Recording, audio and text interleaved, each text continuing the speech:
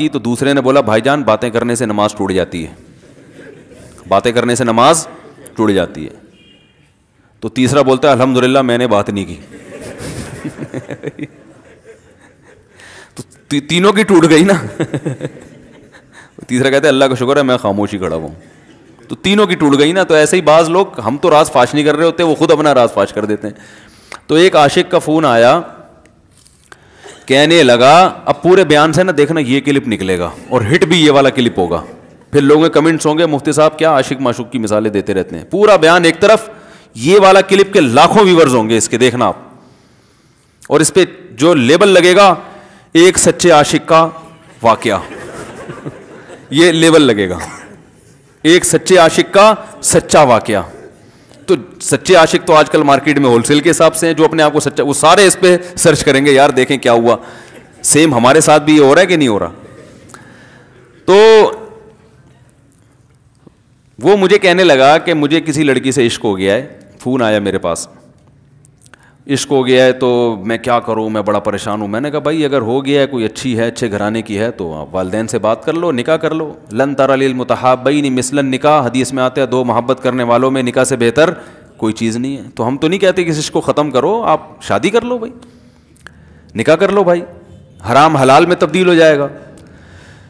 کہنے لگا کہ یار وہ مفتی صاحب مسئلہ یہ ہے کہ اس کے ابا نہیں مان رہے.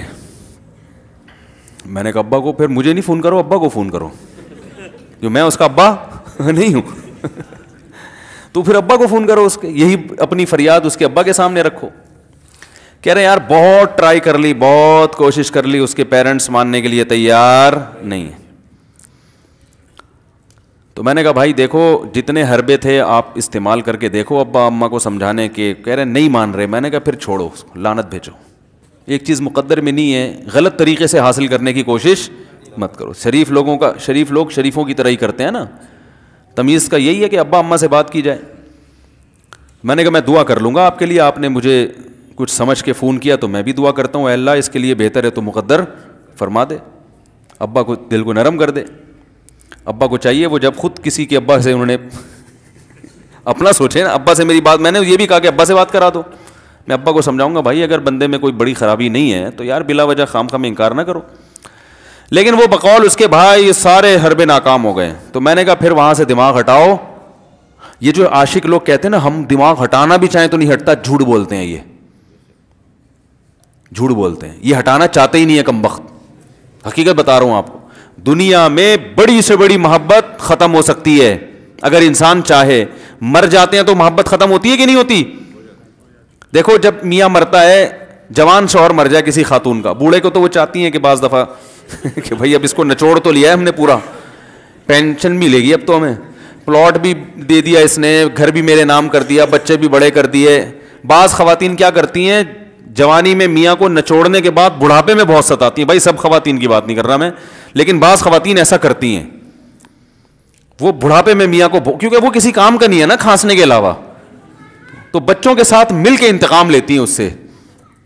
ایسا نہیں کرنا چاہیے, بہت بڑا جرم ہے. عورت غیرت مند ہوگی نا تو بڑھاپے میں بچوں کی طرفداری کے بجائے اپنے شوہر کی طرفداری کرے گی. یہ بھی اچھے اخلاق کی علامت ہے. وہ کہے گی بیٹا تمہیں جو میں نے اتنی محبت سے پالا ہے نا, اس شخص نے مجھے سہارا دیا, گھر دیا, اس نے مجھے چھاؤں دی, اس کی بیس پر آج تمہارے بازوؤں میں قوت ہے. تو غیرت مند عورت کیا کرے گی, وہ بڑھاپے میں کس کا ساتھ دے گی, مرد کا ساتھ, شوہر کا ساتھ دے گی, بچوں کی سائڈ نہیں لے گی. وہ آج کل بچوں کی سائڈ لینا شروع کرتی ہیں, بچوں کے ساتھ مل کے اس کو ستاتی ہیں, کیونکہ اب بچوں سے مفاد ہے نا. اور غیرت مند آدمی بھی ایسے موقع پر بچوں کی سائڈ نہیں لے گا. وہ کس کی سائڈ لے گا, بیوی کی. وہ کہے گا بھائی پہلے یہ رفیق ہے, پہلے یہ بیٹا میری زندگی میں آئی ہے, تم بعد میں آئے ہو, صحیح ہے نا, پہلے یہ ہے بعد میں تم ہو. تو وہی غیرت ویرت شارٹ چل رہی ہے. کیا کریں یار, اب آدمی کیا رونا روئے بیٹھ کے جو ہے نا. تو کیا بات کر رہا تھا میں, وہ عاشق کی مثال دے رہا تھا. تو اس نے مجھے کہا کہ مسئلہ, اس نے کہا کہ بھائی بات یہ ہے مفتی صاحب بس دعا کریں, وہ مجھے ہر قیمت پہ چاہیے. میں نے کہا بھائی بڑے سے بڑا غم انسان میں نے کہا کوئی ہاں میں عورت کی مثال دے رہا تھا, میاں سے کتنی محبت جوانی میں اس کا انا للہ ہو گیا, کیسا روتی ہیں, ہائے یہ کیا ہو گیا, ہائے یہ ہو گیا, ہائے, بڑا دھچکا لگتا ہے بیچاری کو. جو صحیح محبت کرنے والی, ہمارے یہاں اللہ کا شکر ہے مشرقی عورتیں محبت ہی کرتی ہیں میاں سے, تو کیسا روتی ہیں, کتنا بڑا غم, تھوڑے دن کے بعد بھول جاتی, بھلائیاں. میں نے یہاں لوگوں کو دیکھا ہے, باپ کا انتقال ہو گیا, ٹینشن سے پاگل ہو رہے ہیں, تیسرے دن ویلیاں لگاتے پھر رہے, بھول گیا ابا کا. مایوس کر دینا جب انسان اپنے آپ کو. تبھی کہتے ہیں نا بچہ گم جائے یہ زیادہ خطرناک ہے, مر جائے یہ کم خطرناک ہے. کیوں؟ مرنے کے بعد امید ختم, اب نہیں آئے گا. گمنے والے سے امیدیں ہوتی ہیں شاید اب مل جائے, شاید اسی ٹینشن میں زندگی گزار دیتے ہیں. تو عاشق کو چاہیے معشوق کے بارے میں یہ سمجھے کہ یہ میرے لیے مر گیا ہے, ختم, اس کا نمبر بلاک, اس کے بارے میں سوچنا ختم. کچھ دن طبیعت خراب رہے گی, اس کے بعد انشاءاللہ سیٹنگ پہ آ جائے گا. یہ کمبخت چاہتا ہی نہیں علاج کرنا, بار بار اس کی تصویریں دیکھتے رہیں گے, بار بار اس سے بات کرتے رہیں گے, بار بار اس کے بہانے سے اس کی گلی کا چکر لگائیں گے, اور پھر اسی کو سمجھانے کے لیے فون کرتے رہیں گے بار بار کہ میں تم سے محبت ختم کر رہا ہوں, سن لو. حقیقت ہے, یہ بھی ہوتا ہے عاشقوں کے ساتھ. دیکھو آئندہ مجھ سے بات چیت نہیں کرنا, کیونکہ میں بس یہ آخری کال تھی میری. بھائی جان ضرورت کیا ہے آپ کو یہ بتانے کی بھی آخری کال تھی یا پہلی کال تھی؟ یہ عاشق لوگ کرتے ہیں, حقیقت بتا رہا ہوں. آپ کو کہہ رہے ہو گے مفتی صاحب کو کیسے پتہ چل گیا ہمارے بارے میں؟ بھائی ہم نے پوری دنیا دیکھی ہوئی ہے, دنیا کے ہر آدمی سے ہم ملے ہیں الحمدللہ, اور ہم بھی اسی ماحول میں پلے بڑے ہیں جس میں آپ پل بڑھ کے جوان ہوئے ہیں.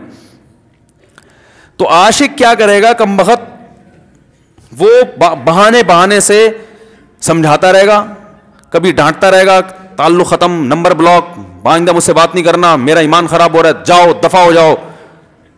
پھر 2-4 دن کے بعد چیک کرے گا کوئی کال تو نہیں آئی بھی, اس نے میری ہدایت پر عمل کیا, اس نے نمبر بلاک کیا. تو آپ کبھی بھی ٹھیک.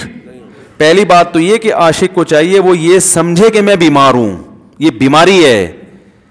ہر وہ چیز جو آپ کو نارمل لائف سے ہٹا دے وہ بیماری ہے یا نہیں ہے؟ وہ ٹینشن ہے, وہ بیماری ہے بھائی.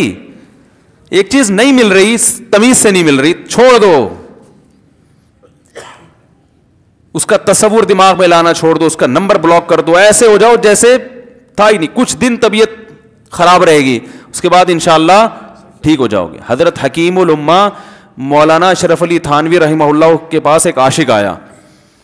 اس نے کہا ایک گھوسن کہتے ہیں نا, وہ جو گوالے ہوتے ہیں نا, ان کی عورتیں جو دودھ بیچتی ہیں, تو ایک دودھ والی عورت پہ یہ عاشق ہو گیا تھا, اور نکاح کا کوئی چانس مانس تھا نہیں. یہ حضرت حکیم الامہ رحمہ اللہ کے پاس آیا اور کہنے لگا کہ جو مسئلہ یہ ہے کہ میں جو ہوں نا, میرے دماغ میں وہ سما گئی ہے, اب جو ہے میں جو ہے نا بس میرا کوئی علاج کریں میں ٹھیک ہو جاؤں. ہاں, کہنے لگا مجھے وہ دلا دیں آپ اللہ والے ہیں, بہت پہنچے ہوئے بزرگ ہیں, تو بس آپ کسی طرح اللہ سے مانگیں وہ مجھے مل جائے. تو حکیم الامہ نے فرمایا کہ دیکھو بھائی, پہلے تو استخارہ کرو. استخارے کا مطلب وہ والا نہیں استخارہ جو آج کل ہو رہا ہے, یعنی اللہ سے دعا مانگو, اللہ یہ بہتر ہے تو مقدر کر, بہتر نہیں ہے تو مقدر. ہو سکتا ہے اللہ کے علم میں یہ بہتر ہی نہ ہو, یہ بھی تو ممکن ہے کہ آپ چاہ رہے ہو ہر وہ چیز جو ہم چاہتے ہیں وہ ہمارے لیے اچھی نہیں ہوتی. تو اللہ سے پہلے دعا مانگو, اور پھر جو ہے وہ پیغام بھیجو. اگر نہیں قبول ہوتا تو پھر اپنا دماغ یہاں سے ہٹاؤ. اور دماغ ہٹانے کا طریقہ یہ ہے کہ اس کا جان بوجھ کر تصور نہ کرو. یہ میں نے پورا واقعہ اس لیے سنا رہا ہوں کہ کوئی عاشق واشق بیٹھا ہو تو وہ سن لے کہ اس طرح سے علاج ہوگا. کبھی اس کا دماغ میں تصور نہ لاؤ, ٹھیک ہے نا, جان کر نہ لاؤ. خود بھی آ رہا ہے تو ایک الگ بات ہے نا, وہ تو غیر اختیاری چیز ہے. خود سے آ رہا ہے تو ایک الگ بات ہے, جان کر نہ سوچو اس کے بارے میں, اپنے آپ کو مصروف رکھو, اس کی طرف کبھی جاؤ نہیں, اس راستے سے نہ گزرو. تو یہ پرہیز ہے, یہ پرہیز کرو گے تو پھر میں دوا بتاؤں گا. یہ بھی دوا نہیں, میڈیسن نہیں دی ہے, یہ تو اس میڈیسن کے پرہیز ہیں.